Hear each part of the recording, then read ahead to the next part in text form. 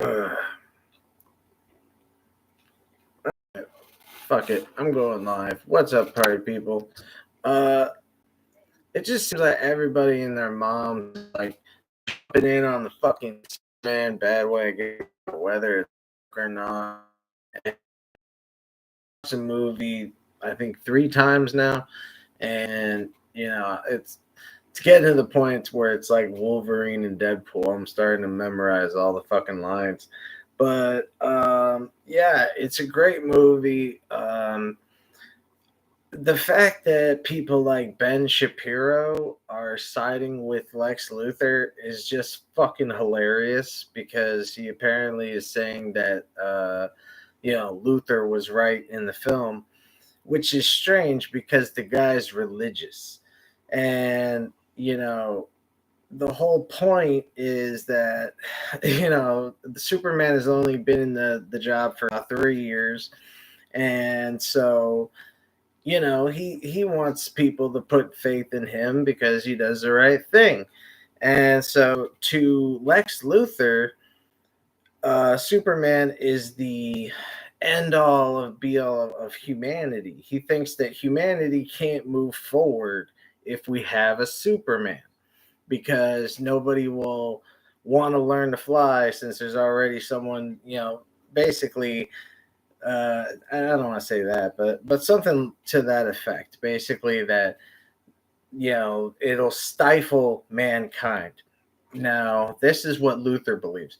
The fact that Ben Shapiro agrees with this is hilarious because again, he's religious. So he puts faith into a all-powerful, all-knowing, all-being fucking alien every single goddamn morning.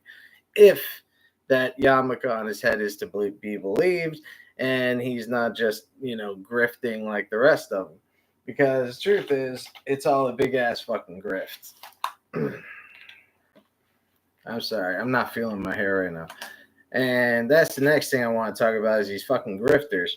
I used to watch channels like The Critical Drinker and Nerdrotic. And I stopped watching Nerdrotic because it was just exactly whatever the Critical Drinker just said. You just see it again in his form. And, I started noticing this bitter old man phase that they started to go into. And at first, I thought we were just going to shit on bad movies. You can tell me, Captain Marvel is good until your face is blue. I thought it sucked. But, I also didn't like Brie Olsen as a person because like look at the cast that she works with. The cast themselves didn't want to be around her. So yeah, my point is that people like Will Jordan from The Critical Drinker, they are what's called bad faith reviewers. They don't actually pay attention. They don't actually even probably watch the shit that they review half the time. He drifts in and out, probably just taking notes on shit, but doesn't really pay attention to the movies. And it's pretty funny because he's also got a book series that is called the Ryan Drake series. I actually read. Well, I didn't read it, but I watched a guy who read it and reviewed the entire book. It took 90 minutes, and his book is called Redemption, and it's like 550 pages of just rambling, redundant bullshit. And so I really wanted to know the whole story because to me it was interesting to see what this critic is going to do because he doesn't criticize the movies. When you watch his TV show, he doesn't criticize shit. Like he just shits on the companies that run them and he just fucking goes after the production. He never actually talks about character development, story arc, plot holes, and when he does and does his little don't know, all of that shit can be applied to his book, especially Redemption, because it's the only one that I've read. And so the guy reading it does it in a Scottish accent. It's fucking hilarious. And so you can actually check it out on YouTube. Don't bother reading it. And so it's a wannabe Jack Reacher kind of fucking show. And so it's just hilarious that that's the same thing that Ben Shapiro did with his fucking book. I don't even remember the name. It was another fucking generic action movie name. And so yeah, again, you have fucking Shapiro with that shit. I'm sorry, I'm talking about Shapiro. So Will Jordan makes this book, and it has a very Mary Sue like character that he would call a Mary Sue.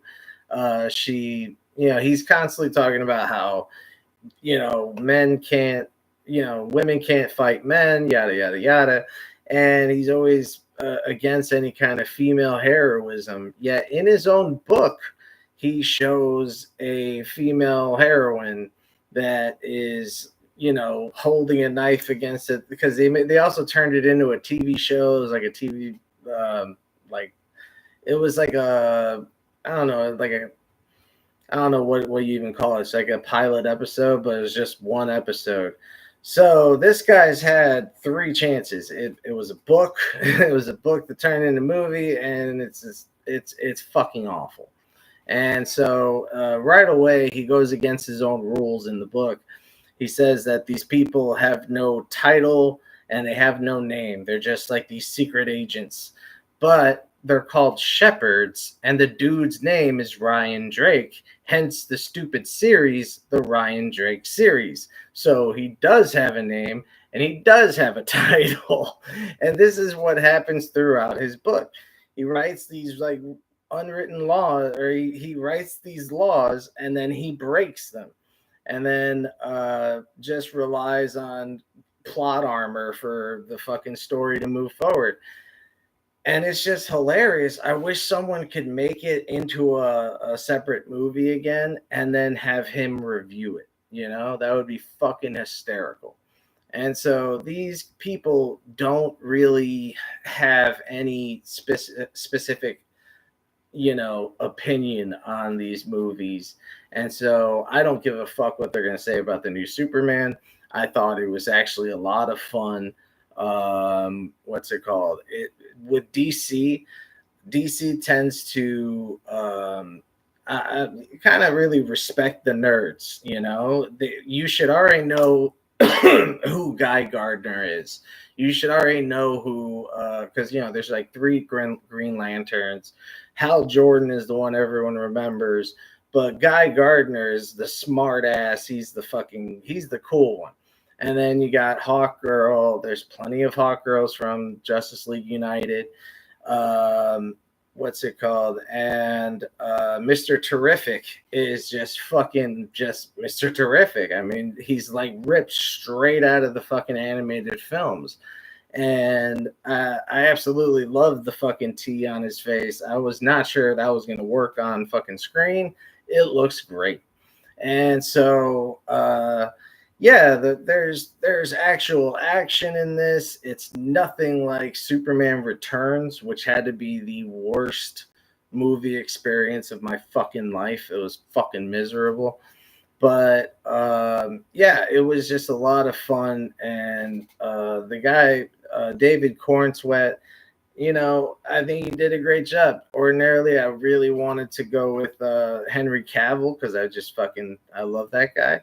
But not everyone's going to have the same role forever. So I'm glad they've taken this next step. Guy Gardner, my name is Guy, so I was always a fan of the Guy Gardner fucking Green Lantern more than the Hal Jordan. And if you've ever watched a Justice League film or read a Justice League comic, it really falls into those lines and patterns.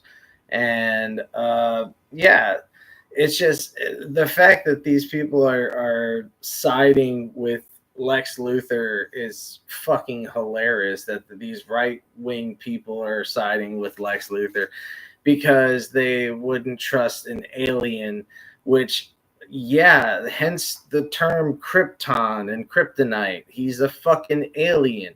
So just like how they wouldn't actually appreciate Jesus if Jesus was alive today, they're the same way with Superman. So to them, Superman and Jesus are both on the same team. They're both way too woke, and that's why they traded them off for, God knows whatever the fuck they actually worship now. And so finally, I wanted to mention that My Chemical Romance is back into the news. And so My Chemical Romance did a kind of reunion tour or a new album too, I think. So it's called like the Black Parade Tour or some shit. And I personally hit the singer of My Chemical Romance with a green shamrock shake from fucking McDonald's. And it was fucking awesome. They were at the Metro. They were talking. And it was cool of them to talk to their fans on the bus, but it was really cool for me because I had a target. So fucking, gave it a good spiral. Bam! Hit him right in the chest. And so it just splashed all over him. It was beautiful. And then my brother fucking slows down to get because we got a red light, and I start screaming at him to fucking drive, and then they started pelting our car with rocks.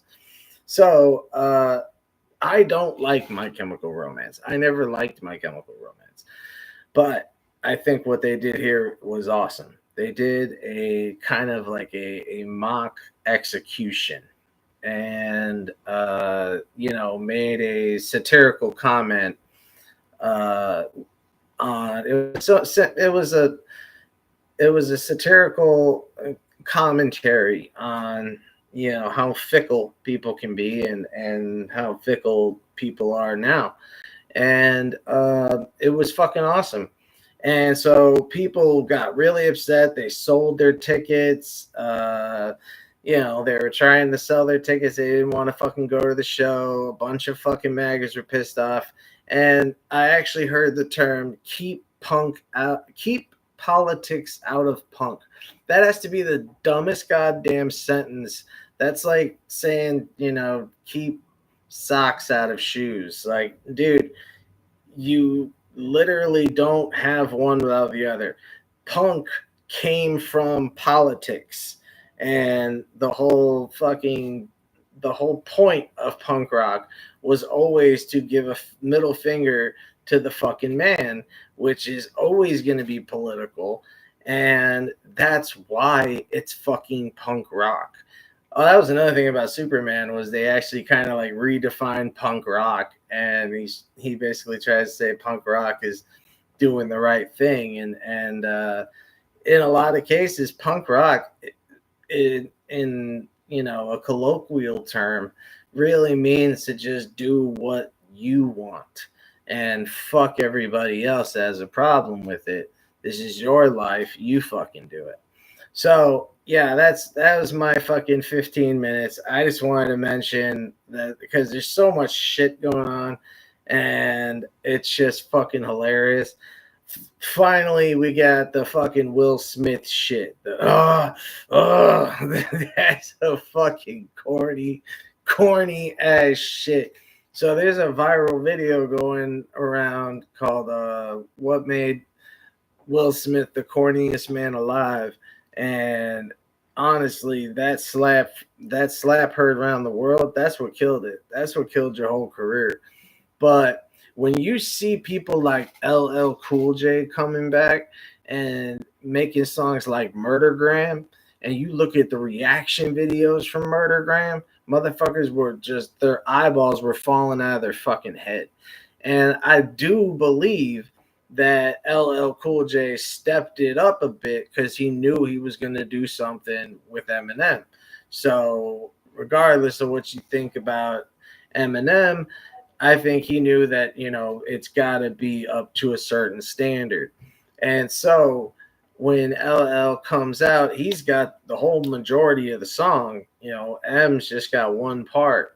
And so 3 verses from L, and they are so fucking good and fast, clever. There's wordplay, plays on words, there's puns. It was really, really good. So for Will Smith to come out with this bibbity bop fucking bullshit and with the probably the dumbest lyrics I've heard since Fergie. I mean, I shit, I know it's a freestyle, but goddamn, dude, I bite off more than I can chew, and then I chew it, motherfucker. That don't even make. You just said it's not enough. Never mind.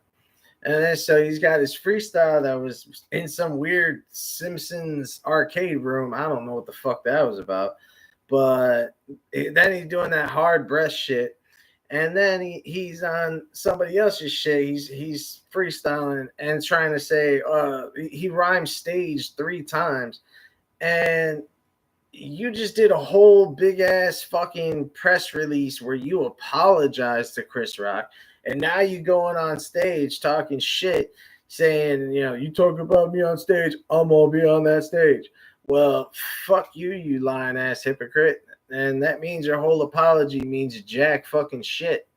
And so yeah, fuck Will Smith on that. And so the song that he got was it's called "I Like Pretty Girls." That song is ass. That song was fucking nothing but cheeks, and it was fucking. It's a stank ass song. He got a Carlton sweater on, and it's just embarrassing. It's like watching somebody's grandfather, you know, holding the microphone during a wedding. You know, you know, it's not even like bad 80s rap. Like it's just bad, dude. It's just bad. And yeah, the rhymes that he had for it were just fucking whack as shit. So yeah, I don't know if you call this a comeback, but I made a joke about it on TikTok showing Wendy from Breaking Bad because I could have sworn one of the dancers, because there's only like 4 girls dancing, and then there's like another 4 girls. There's like 8 girls altogether, and like I swear to God, I don't mean this in like the meanest way, but I'm just saying you could have gotten on the bus and found 6 or 8 girls that look way more decent and put them on TV. But this shit looked like a Dove commercial. I don't know. It was weird. It was fucking weird as shit. And then yeah, his dance moves are corny as fuck. His video is cheesy as hell. His rhymes are fucking dead. And like, bro needs help. Bro needs help on God. And like, dude needs some serious fucking therapy. We basically watched his whole fucking world like implode on itself. So in one case, you almost feel bad for him, but again, he pulled that freestyling shit against fucking Chris Rock. So fuck him. You know, that just shows that he's a phony ass motherfucker, man. And yeah, so lately I've been staying away from doing streams and shit. I don't know. I've just been staying out of the fucking whole internet world, just trying to take a break and, you know, catching up on films and shit like that, but also catching up on fucking current events like this shit. And goddamn, that Will Smith shit made me want to go right back into hiding, because that is some fucking stank ass garbage. And I like pretty girls.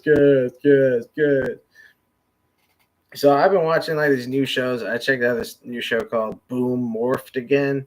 That shit's on YouTube. It's fucking hilarious. Another one's called Bat and Squatch, and the idea is Batman and Sasquatch just chill, and it's just fucking hilarious. Um, yeah, so I've been trying to help out other shows, and what's really great about Bat and Squatch is, you know, the guy is really open to new ideas, and because I didn't want to criticize him, but I just wanted to tell him that, you know, simple is always better when you're doing comedy, because, you know, big action sequences and shit like that, they take you out of the fucking moment. You know, the best moments are the dialogue and the relationships between the characters. That's what gives a story strength. And Man, I I've been checking out, some new films. Like I saw the new Superman. I've watched some other shit, but I also saw the movie Sinners finally, and I gotta say that it was good, but like to me, it was a lot like From Dusk Till Dawn, and I fucking love From Dusk Till Dawn. Like I don't know why it was just one of my things as a kid. I was obsessed with it. It's half a Tarantino movie, half a vampire movie, and so that's kind of what you got here. And it was just more like a black version of that. And so it, I was hoping for a more riveting thriller. So, in my opinion, I think I went in with the wrong expectations. The sequence of him shooting the Tommy gun, I thought that was going to be like a gangster ass moment, but that is not the route that they go. And so I couldn't help but turning around and like, wait, is this really happening? Oh man, there's flying people and shit. Like I was really hoping they were gonna go with a more noir style, gritty, gangster drama, and that's not what it is. Just like when you watch From Dusk Till Dawn, you think it's gonna be this great bank robbery story of these two bank robbers that go around town or go to cities and steal from him and shit like that. His brother's a serial murderer and a rapist. And so you think you're gonna get this Quentin Tarantino story, and then they end up in Mexico, and the whole fucking thing changes. So yeah, it was like that all over again. So that's my full 15 minutes. I wanted to get all that off my chest, and definitely not looking forward to the next few years of this piece of shit in fucking office.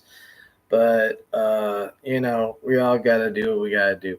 So yeah, thanks for giving me the time to vent. All right. Love you guys. I'll try to do this again. And yeah, stay cheesy, my friends.